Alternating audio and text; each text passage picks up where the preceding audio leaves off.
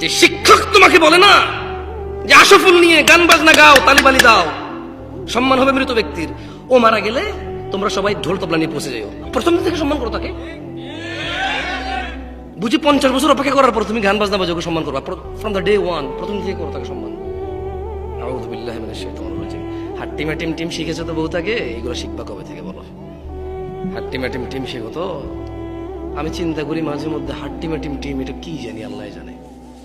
এটা কি গরু ছাগল নাকি পাখি নাকি মানুষের মতো কিছু?